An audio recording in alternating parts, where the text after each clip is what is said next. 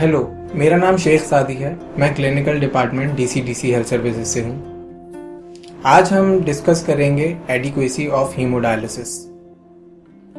Adequacy of haemodialysis की definition: शरीर से अपशिष्ट पदार्थों जैसे यूरेमिक टॉक्सिन्स, यूरिया को निकालने के लिए पर्याप्त मात्रा में डायलिसिस लेना ही एडिक्वेसी ऑफ हीमोडायलिसिस को दर्शाता है। पर्याप्त मात्रा में डायलिसिस या एडिक्वेट डायलिसिस का आकलन कैसे करें? डायलिसिस के मरीजों में यूरिया के बढ़ने की वजह से कुछ शिकायतों का सामना करना पड़ सकता है। यदि पर्याप्त मात्रा में डायलिसिस लेंगे तो इन शिकायतों जैसे कमजोरी, थकान, अनीमिया, कुपोषण को दूर किया जा सकता है। परंतु केवल इन साइन और सिम्टम्स के बेसिस पर यह मान लेना कि पेशेंट को पर्याप्त डायलिसिस मिल रही है, ये काफी नहीं है, क्योंकि यह सिम्टम्स अनीमिया में भी हो सकते हैं, जो अनीमिया मैनेजमेंट और इरिथ्रोपोइटिन की हेल्प से ठीक किए जा सकते हैं। उस वक्त यह तय करना मुश्किल है कि पेशेंट को पर्याप्त डायलिसिस मिली है या नहीं। यह तय कैसे करें कि मरीज को पर्याप्त डायलिसिस मिली है? इसके लिए हमारे पास दो मेजरेबल हैं। पहला URR, दूसरा क्लियरेंस मॉनिटरिंग या KT/V। दोनों ही मेथड यूरिया के क्लियरेंस पर डिपेंड करते हैं।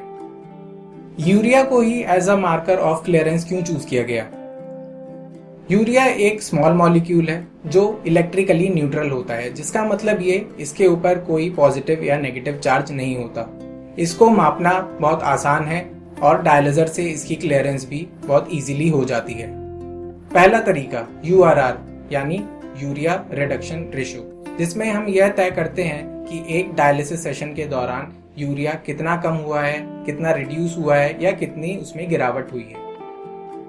इसके लिए हम डायलिसिस शुरू करने से पहले एक ब्लड सैंपल लेते हैं और डायलिसिस खत्म होने के साथ एक ब्लड सैंपल लेते हैं, ताकि हम यह कंपेयर कर पाएं कि पूरे डायलिसिस सेशन में कितना यूरिया कम हुआ है। आमतौर पर इसका एक फॉर्मूला होता है, जिसमें हम प्री यूरिया यानी डायलिसिस से पहले का यूरिया माइनस पोस्ट यूरिया यानी डायलिसिस के बाद का urea divided by pre urea यानी कि डायलिसिस के पहले का यूरिया इनटू 100। यह फॉर्मूला हम इस्तेमाल करते हैं for the calculation of urea reduction ratio. इसको हम एक एग्जाम्पल की मदद से भी समझ सकते हैं। फॉर एग्जाम्पल, किसी पेशेंट का डायलिसिस से पहले 200 मिलीग्राम पर डेसीलीटर यूरिया था और डायलिसिस खत्म होने के बाद हमने जब सैंपल भेजा तो उसकी रिपोर्ट आई और उस रिपोर्ट में उस पेशेंट का यूरिया 70 मिलीग्राम पर डेसीलीटर था। तो जब हम ये वैल्यूज पुट करेंगे, प्री यूरिया यानी 200 माइनस पोस्ट यूरिया यानी 70 और डिवाइडेड बाय प्री यूरिया यानी 200, तो हमारा जो आंसर आएगा वो होगा 65%। यूरिया रिडक्शन रेशो आमतौर पर कितना होना चाहिए? जो स्टडीज या रिपोर्ट्स कहती हैं, ऐसा कुछ तय नहीं है कि एक fixed value urea reduction ratio की होनी चाहिए। परंतु ऐसा देखा गया है कि जो डायलिसिस के मरीज 60% URR अचीव करते हैं या उससे ज्यादा अचीव करते हैं, उनको हॉस्पिटलाइजेशन की जरूरत कम पड़ती है। कुछ एक्सपर्ट्स ऐसा कहते हैं कि मिनिमम जो URR होना चाहिए वो 65% होना चाहिए। यूरिया रिडक्शन रेशो के लिए सैंपल लेने का तरीका: सैंपल लेने के लिए हमें कुछ बातों का ध्यान रखना जरूरी है। पहली बात कि प्री सैंपल और पोस्ट सैंपल सेम डायलिसिस में ही लेना जरूरी है। दूसरी बात, सैंपल लेने से पहले यह तय कर लें कि हमने ब्लड को सलाइन से या हेपारिन से डाइल्यूट तो नहीं किया हुआ है। यदि आप कैथेटर से सैंपल ले रहे हैं तो पिछला हेपारिनाइज्ड ब्लड 10 ml की सिरिंज से निकाल दें और उसको डिस्कार्ड कर दें। उसके बाद फिर सैंपल लें। यूरिया रिडक्शन रेशो के लिए पोस्ट सैंपल लेने का तरीका: जैसा कि हमने समझा कि प्री डायलिसिस सेशन में जो सैंपल लिया है वो सलाइन या हेपारिन से डाइल्यूट नहीं होना चाहिए, वैसे ही पोस्ट डायलिसिस सैंपल भी सलाइन से डाइल्यूट नहीं होना चाहिए। उसको आप डायलिसिस खत्म होने से पहले पेशेंट का ब्लड फ्लो रेट धीमा कर दें और अल्ट्रा फिल्ट्रेशन को स्टॉप कर दें for 30 seconds to avoid the effect of free circulation. दूसरा तरीका है क्लियरेंस मॉनिटरिंग या KT/V। जैसा कि हमने समझा कि URR और KT/V दोनों ही यूरिया के क्लियरेंस पर डिपेंड करते हैं।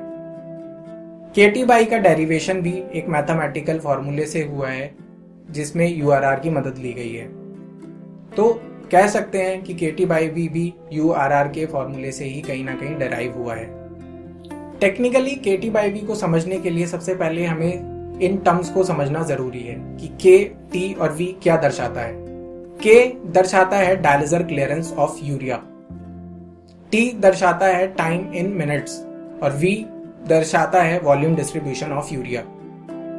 K dialyser clearance of urea, इससे हमें क्या पता चलता है? इससे हमें यह पता चलता है कि एक डायलिजर 1 मिनट में कितने ml ब्लड में से यूरिया को क्लियर कर सकता है। फॉर एग्जाम्पल, किसी डायलिजर का K 180 ml पर मिनट है। इसका मतलब यह है कि वह डायलिजर 180 ml ब्लड में से 1 मिनट में से यूरिया को क्लियर करता है। T is time duration of the dialysis session, dialysis session की टाइम ड्यूरेशन जो कि मिनट्स में होनी चाहिए। VD volume distribution of urea, ये एक अमेजिंग टर्म है। वॉल्यूम डिस्ट्रीब्यूशन ऑफ यूरिया को आप ऐसे समझ सकते हैं कि यूरिया क्योंकि उसका साइज छोटा होता है, स्मॉल मॉलिक्यूल होता है, उसका डिस्ट्रीब्यूशन हमारे vascular space, extra vascular space और हमारे टिश्यूज में होता है। तो ऐसा माना जाता है जहां जहां हमारा फ्लूइड या वाटर या ब्लड जहां जहां पर है वहां वहां यूरिया फॉलो होगा। तो volume distribution of urea generally body weight का 60% होता है, क्योंकि ऐसा समझा जाता है कि 60% वाटर या फ्लूइड कंटेंट हमारी बॉडी में है। KT/V को एक एग्जांपल की मदद से भी हम समझ सकते हैं। For example, if the dialyser clearance is 300 ml per minute and dialysis session lasts for 180 minutes or 3 hours in a 70 kilogram patient, then what will be his KT/V? उसका KT/V कितना होगा? आपको K की वैल्यू दी हुई है 300 ml पर minute, आपको time duration दिया हुआ है 180 मिनट्स और आपको वजन दिया हुआ है पेशेंट का 70 किलो। तो आपके पास K है, T है, बट V नहीं है। V कैसे कैलकुलेट करेंगे? V मैंने जैसा बताया volume distribution of urea total body wait का 60% होता है, जनरली ऐसा समझा जाता है। और इसका वैसे बहुत लंबा चौड़ा एक फॉर्मूला है, वो आप चेक भी कर सकते हैं, बट जनरली आप अपनी अंडरस्टैंडिंग के लिए 60% of the total body weight calculate कर सकते हैं। So 60% of the 70 kilogram is 42 litre. So हम यहाँ पर वैल्यूज पुट करेंगे। K की वैल्यू, K की जगह 300, T की जगह 180 और डिवाइडेड बाय 42,000, क्योंकि हम लीटर्स को ml में कन्वर्ट कर देंगे। सो जब हम डिवाइड करेंगे 54/42 इज इक्वल टू 1.3 KT/V आ गया। KT/V नॉर्मली कितना होना चाहिए? सो मिनिमम जो एक्सेप्टेबल वैल्यू है KT/V की वो 1.2 होनी चाहिए, जो मैच करती है 65% URR से। कहा जाता है कि सिंगल पूल URR या single pool KT/V 1.2 is equivalent to 65% of URR। So यदि हम यह समझें कि किन्हीं पेशेंट्स का KT/V या URR अचीव नहीं हो पा रहा है, उसके लिए हम क्या कर सकते हैं? सो मैथमेटिकली KT/V या क्लियरेंस की जो डिपेंडेंसी है वो K पर है, टाइम पर है, वॉल्यूम पर है, वॉल्यूम डिस्ट्रीब्यूशन पर है। सो हम इसमें ब्लड फ्लो रेट बढ़ा सकते हैं। ब्लड फ्लो रेट बढ़ाने से क्या संबंध है K का? जब आप किसी डायलिजर के स्पेसिफिकेशन चेक करते हैं तो आपको वहां पर K की वैल्यूज दी होती हैं at different blood flow rate. For example, किसी डायलिजर की K की वैल्यू 180 ml पर मिनट है एट ब्लड फ्लो 200, जब आप ब्लड फ्लो रेट 200 रखते हैं। जब यदि आप किसी पेशेंट का ब्लड फ्लो 300 रखते हैं तो वही K की वैल्यू 180 से बढ़कर 220 हो सकती है। ये वेरी करता है अमंग दी डिफरेंट डायलिजर। अलग अलग डायलिजर्स की अलग अलग K की वैल्यू हो सकती है एट डिफरेंट स्पीड। सो जैसे जैसे हम ब्लड फ्लो स्पीड बढ़ाते हैं वैसे वैसे K की वैल्यू बढ़ेगी।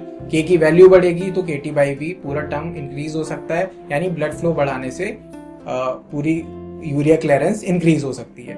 दूसरा तरीका है हम डायलिसेट फ्लो बढ़ा सकते हैं। तीसरा तरीका है हम एक्सेस रीसर्कुलेशन को अवॉइड कर सकते हैं to increase the clearance. Access recirculation को कैसे अवॉइड कर सकते हैं? यदि हम दोनों सुइयों को 6 सेंटीमीटर की दूरी पर लगाएंगे तो वहां पर रीसर्कुलेशन यानी प्योर और इम्प्योर ब्लड मिक्स होने के चांस कम हो जाएंगे और क्लियरेंस इंक्रीज हो जाएगी। URR और KT/V में अंतर।